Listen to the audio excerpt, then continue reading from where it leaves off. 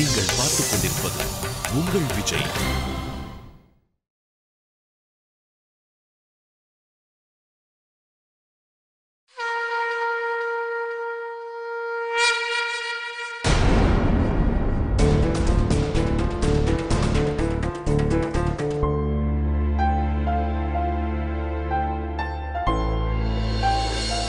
ஜீவிதா,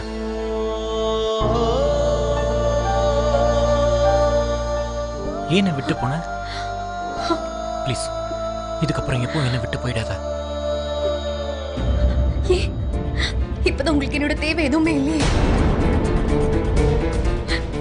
உங்களுக்கு நான் அன்பு, உங்களோட சந்தோஷம் எல்லாமே இப்ப வேற ஒருத்தங்க கிட்ட இருக்கு.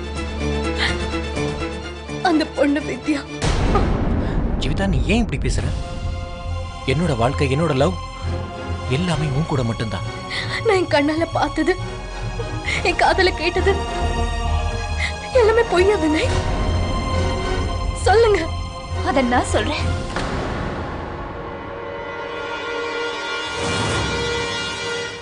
இது வரைக்கும் என்னெல்லாம் நடந்ததோ, என்னெல்லாம் நடந்துட்டு இருக்கோ எல்லாத்துக்கும் காரணம் ஹரிஷ் தான். அவன் எப்பவுமே இப்படிதான் பண்ணுவான். எப்பவுமே வா?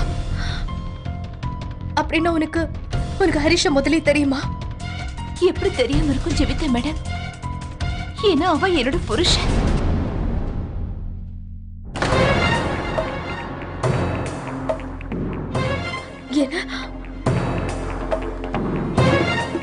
ஹரிஷ் என்னோட புருஷனா? என்னதானே சொல்றவ? நான் சொல்றது உண்மை ஜீவிதா மேடம். அவன் உண்மையான பேரு ஹரிஷ் இல்ல, சந்தோஷ் குமார். என்னோட புருஷன். ஆமா ஜீவிதா, ஹரிஷ் 3 வருஷத்துக்கு முன்னாடி ஒரு ஃப்ளைட் ஆக்சிடென்ட்ல இறந்துட்டான்.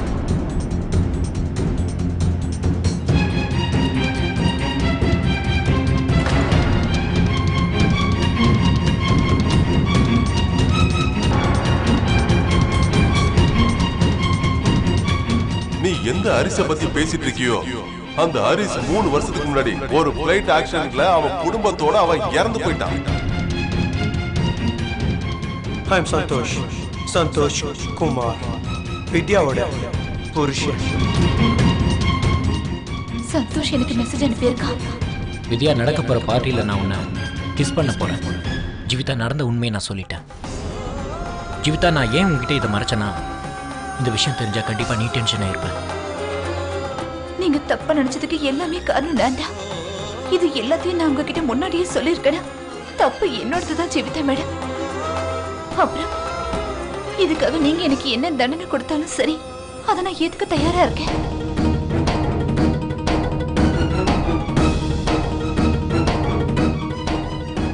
எல்லா தப்பு என்னோடதுதான்.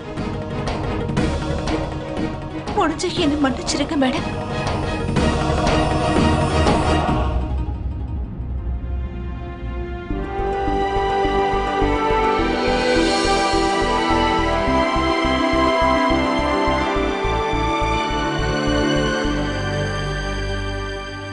நான் தான் உன்கிட்ட மன்னிப்பு கேட்கணும். இவ்வளவு பிரச்சனைகள்ல நான் இருந்தும் கூட நீ என்ன பத்தி யோசிச்சிருக்க. ஆனா நான் உன்னை பத்தி என்னெல்லாம் யோசிச்சு தெரியுமா?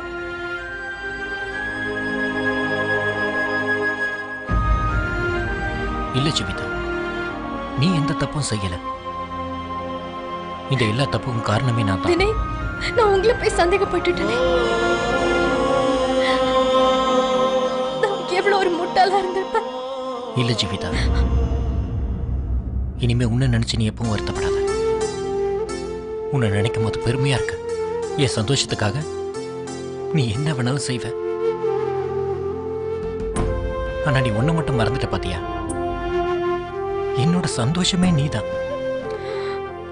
என் வாழ்க்கை, என் அன்பு எல்லாமே நீ மட்டும்தான்.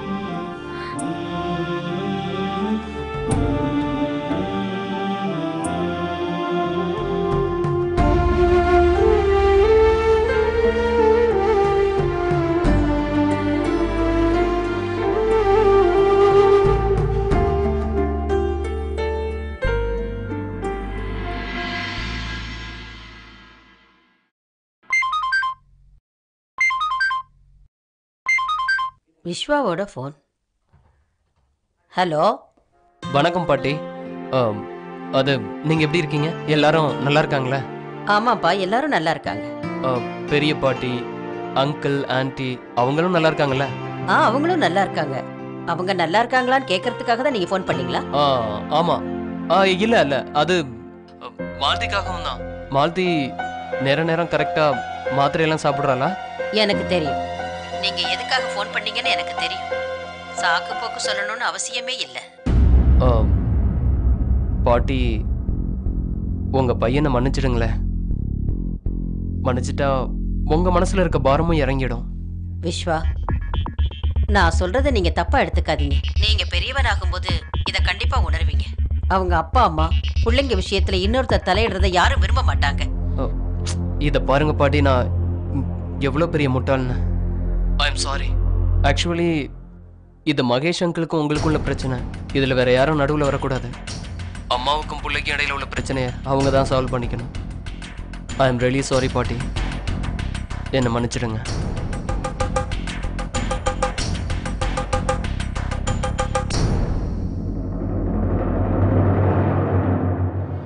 எவ்வளவு லேட் ஆகுது, இன்னும் ஏன் இவங்களை காணோம்? வந்துட்டாங்க. இவ்வளவு நேரம் நீங்க 3 பேரும் எங்க போயிருந்தீங்க? நாங்க ரொம்ப டென்ஷன் ஆயிட்டோம் தெரியுமா? ஜீவிதா, உன் போன் ஏன் ஆஃப்ல இருந்தது?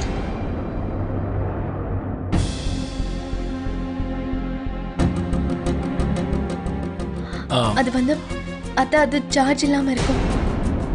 சரி ஜீவிதா, நீங்க எல்லாரும் எங்க போனீங்க? எங்க யார்கிட்டயாவது சொல்லிட்டு போயிருக்கலாம் இல்லையா?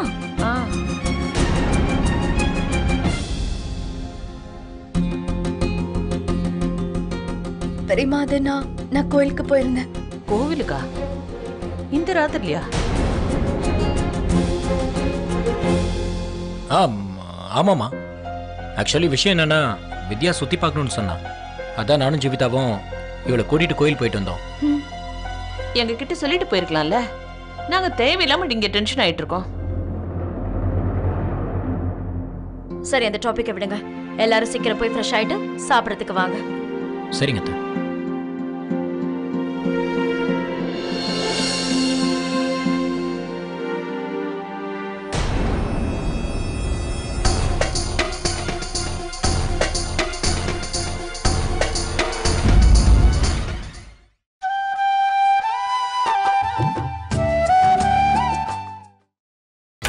நீங்கள் பார்த்துக் கொண்டிருப்பது உங்கள் Vijay.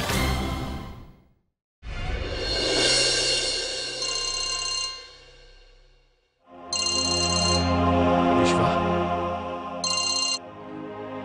Hello Viswa. Hello uncle, எப்படி இருக்கீங்க? First class. சாரி அங்கிள், இவ்வளோ முக்கியமான நேரத்தில் என்னால் உங்க கூட இருக்க முடியல. ஒருவேளை அந்த ப்ரோக்ராம் இல்லைன்னா உங்க கூட. ஒன்றும் பிரச்சனை இல்லை. இதை பாருங்க அங்கிள், நீங்க டென்ஷன் ஆக வேணாம். என்னை பொறுத்தவரை நீங்க பாட்டியை சமாளிக்கணும்னா நீங்க இப்ப இருக்க மாதிரி இருங்க, தோல்வியை ஏத்துக்காதீங்க. உங்களுக்கு தெரியல, நான் மாலதியை எனக்காக பாட்டி கிட்ட கேட்கும் போது நானும் இப்படிதான் பயந்தேன். ஆனா அவங்க மனசை ஜெயிக்கிறதுக்காக நான் ரொம்ப ஸ்டடியா இருந்தேன். அப்புறம் என்னாச்சு, நான் பாட்டியோட மனசை ஜெயிச்சிட்டேன். அதே மாதிரி நீங்களும் ஸ்டடியா அங்கேயே இருங்க, தோல்வியை ஏத்துக்காதீங்க, அப்புறம் பயப்படாதீங்க. நிச்சயம் பாட்டி உங்களை மன்னிச்சிருவாங்க, உங்களோட எல்லா தவறுகளையும் மறந்துடுவாங்க. எனக்கு தெரியாம போச்சுப்பா, என் மாப்பிள்ளை இவ்வளவு மெச்சூர்டு, இவ்வளவு புத்திசாலின்னு. I am proud of you Vishwa. Thank you. என்னாச்சு, நேற்று தான் மாலதி சொன்னா நான் ரொம்ப அட்வைஸ் பண்றேன்னு. இன்னைக்கு அங்கிளும் சொல்லிட்டாரு. விஸ்வா, நீ இப்படியே இருந்தா உன்னோட ராக் ஸ்டார் இமேஜ் கெட்டு போயிட போகுது.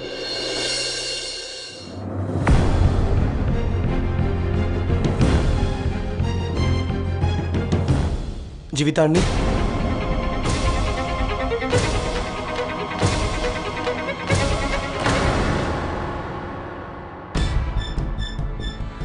அண்ணி எனக்கு தெரியும் நீங்க எப்படி ஃபீல் பண்ணிட்டு இருக்கீங்கன்னு. எனக்கும் ரொம்ப ஆச்சரியமா தான் இருக்கு. வித்யாக்கும் வினைக்கும் இடையில இருக்க நெருக்கம் அதிகரிக்கிறத பார்க்கும்போது வினையால எப்படி உங்ககிட்ட இப்படி நடந்துக்க முடியுது எனக்கு தெரியும். அதனால தான் நீங்க வெறுத்து போய் வீட்டை விட்டு போக வேண்டிய சூழ்நிலை ஏற்பட்டிருக்கு. That's not right. I know இது நீங்க இதை பத்தி தானே நினைச்சிட்டு இருக்கீங்க. வீட்டுல யாருக்கும் இதை பத்தி தெரியாதப்ப எனக்கு மட்டும் எப்படி தெரிஞ்சதுன்னு. ஆனா நீங்க பயப்படாதீங்க அண்ணி, நான் யார்கிட்டயும் எதுவும் சொல்ல மாட்டேன். என்னால உங்களோட இமேஜை உங்க குடும்பத்துக்கு முன்னாடி கெடுக்க முடியாது. ஆனா வினய் இப்படி பண்ணிட்டு இருக்கிறது ரொம்ப தப்பு. அதை பார்த்தாதான் எனக்கு கஷ்டமா இருக்கு. இப்ப என்னை விட நீங்க தான் ரொம்ப கஷ்டப்படுறீங்க. ஒருவேளை ஹஸ்பண்ட் இப்படி பண்ணாருன்னா அவர் ரொம்ப கேவலமானவரா இருந்தா பாவம் ஒய்ஃபால என்ன பண்ண முடியும்? ஆனா வினய் இப்படி பண்ணுவாரு நான் எதிர்பார்க்கல. இப்பதான் எனக்கு புரிஞ்சுது அவன் வித்யா கூட என் கல்யாணம் நடக்கிறத ஏன் தடுத்தான்னு. அவன் அவனுக்கே செட் பண்ண ஆரம்பிச்சுட்டான், ஒளிவு மறைவா.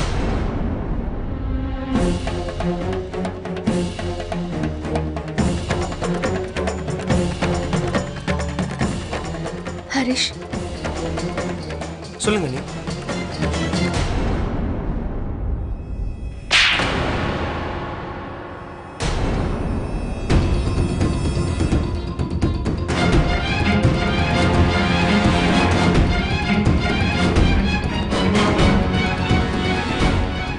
உன்ன மாதிரி ஒரு கீழ்த்தரமான ஆளை நான் பார்த்ததே கிடையாது. துரோகி, நம்பிக்கை துரோகி நீ. கல்யாணத்தோட அர்த்தம் என்னன்னு தெரியுமா உனக்கு? உன்னை பத்தி எல்லாத்தையும் நான் தெரிஞ்சுக்கிட்டேன்.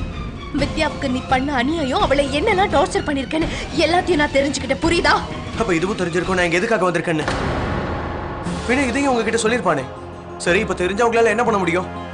உன் புருஷனாலையும் ஒண்ணும் பண்ண முடியலன்னா உன்னால மட்டும் என்ன பண்ண முடியும்? இந்த எண்ணத்தோட இருக்காத சந்தோஷ்.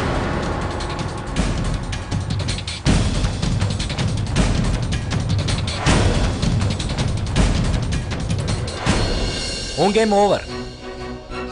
நீ என்னெல்லாம் செய்யணும்னு நினைச்சியோ அதெல்லாம் செஞ்சுட்ட. இன்னும் 48 ஹவர்ஸ்க்குள்ள நான் உன்னை இந்த வீட்டை விட்டு அனுப்பலனா என் பேர் வினய் இல்லடா.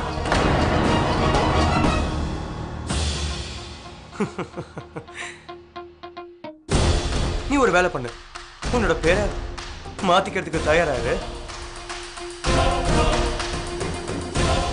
இத்தனை நாளா உன்னால என்ன எதுவும் பண்ண முடியாதப்ப இப்ப மட்டும் என்ன பண்ண முடியும்? உன்னால என்ன எதுவும் பண்ண முடியாது வினய்.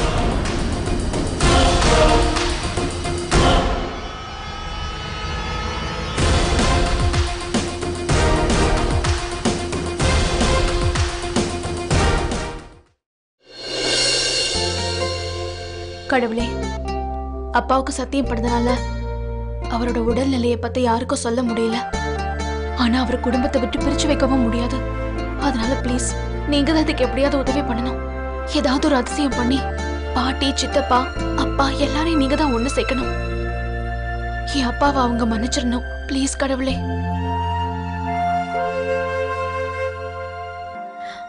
எனக்கு நல்லா தெரியும் நான் பண்ண காரியத்துக்கு எனக்கு மன்னிப்பே கிடையாதுன்னு. யார்கிட்டயும் சொல்லாம நான் அந்த வீட்டை விட்டு போனது பெரிய தப்பு. யார் மேல நான் எல்லாரை விடவும் ரொம்ப ஜாஸ்தி நம்பிக்கை வச்சிருந்தேனோ அவரையே நான் சந்தேகப்பட்டுட்டேன்.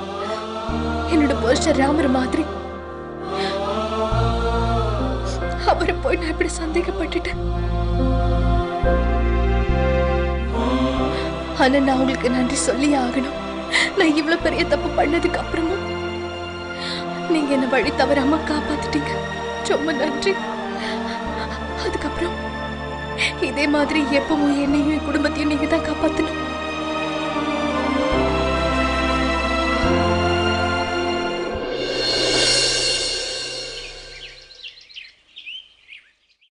Hello, inspector Mahendra Singh.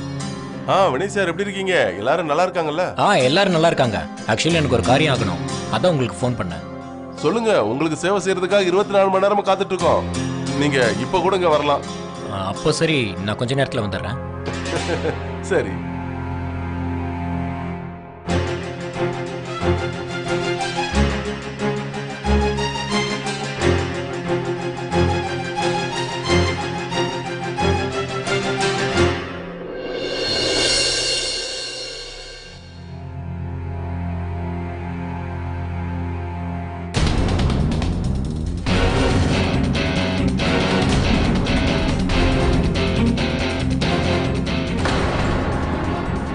சரி சொல்லு, இன்னைக்கு ஏன் உன் ரூம் கதவை பூட்டாம இருக்க?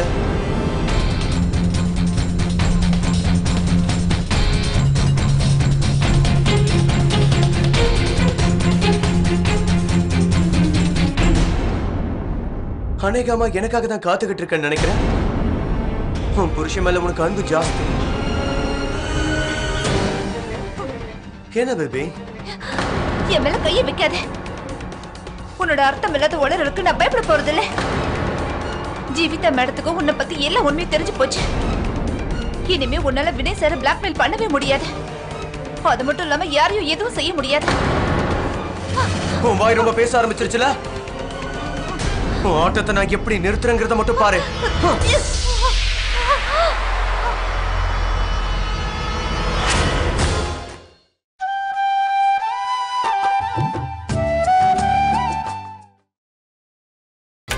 நீங்கள் பார்த்துக் கொண்டிருப்பது உங்கள் விஜய்.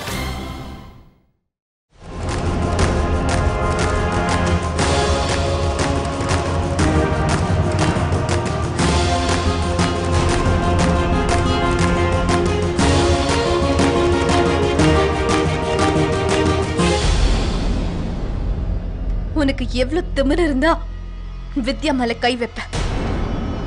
நேத்து வாங்கினார உனக்கு ஞாபகம் இல்ல போல இருக்கு.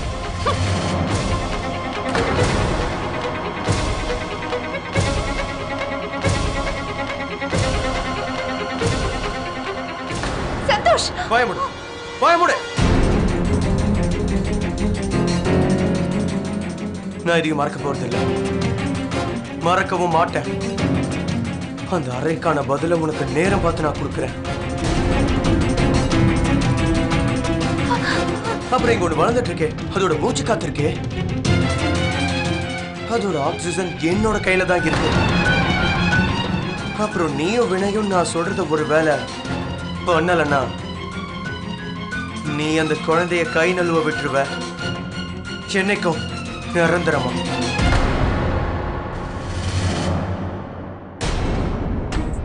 உனக்குள்ளேயும் விஷயம் இருக்கு. உன்கிட்ட முதல்ல ரொம்ப நல்லா இருக்கும். முதல் தடவையா ஒரு விஷயம் உள்ள பகைவன் கிடைச்சிருக்கான். சாரி, கிடைச்சிருக்கா.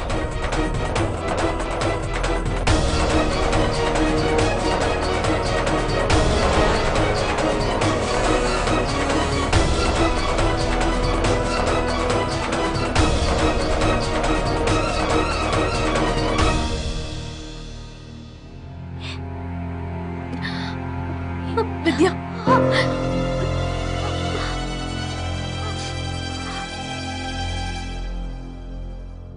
வித்யா நீ எதுக்கும் கவலைப்படாத. ஹரிஷால நம்மள எதுவுமே பண்ண முடியாது. நீ இவனை பாத்துக்கிட்டே இரு. வினய் கூடி சீக்கிரமே இவனை இந்த வீட்டை விட்டு வெளியே துரத்திடுவாரு.